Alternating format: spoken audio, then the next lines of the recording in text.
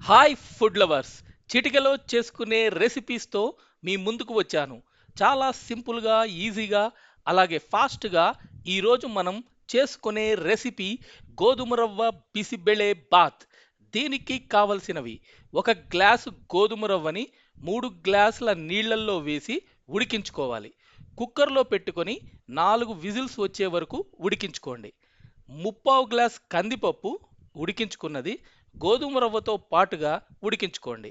అలాగే ఆవాలు, కరివేపాకు, లవంగాలు, మెంతులు, మిరియాలు, జీలకర్ర, ధనియాలు, మినప్పప్పు, శనగపప్పు, చెక్క, ఇలాచి, పచ్చి బఠానీ నానపెట్టుకున్నవి, క్యారెట్ ముక్కలు, ఆలు ముక్కలు సన్నగా పొడవుగా కట్ చేసుకోండి. క్యాప్సికమ్ ముక్కలు, టొమాటో ముక్కలు, ఎండుమిర్చి, ఆనియన్ ముక్కలు, 5 పచ్చిమిర్చీలు, ఒక నిమ్మకాయంత చింతపండు రసం, అరచిప్ప పచ్చి కొబ్బరి తురుము. ముందు స్టవ్ మీద బాణలి పెట్టి 2 స్పూన్ల నూనె వేసి వేడి చేసుకోండి. 2 స్పూన్ల ధనియాలు, 3 స్పూన్ల శనగపప్పు,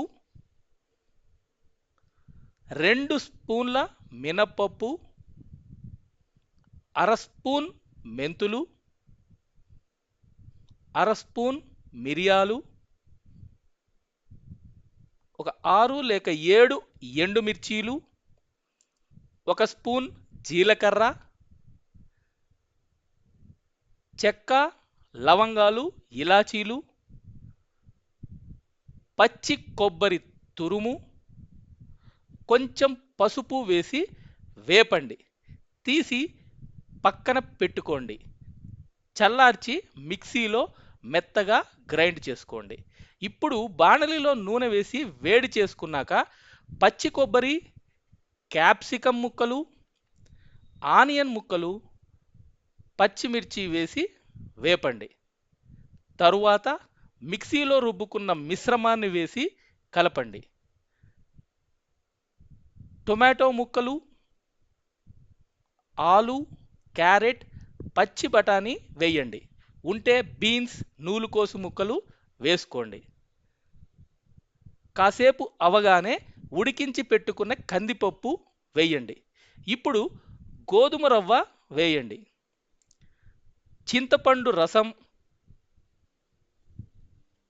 తగినంత ఉప్పు వేయండి. కలపండి. ఇంచుమించు రెడీ అయినట్టే. పోపు కోసం బాణలిలో నెయ్యి వేసి వేడి చేసుకోండి. కాజు అంటే జీడిపప్పు, అలాగే ఆవాలు, ఇంగువ, కరివేపాకు వేసి వేపండి. పోపుని వేసుకోండి.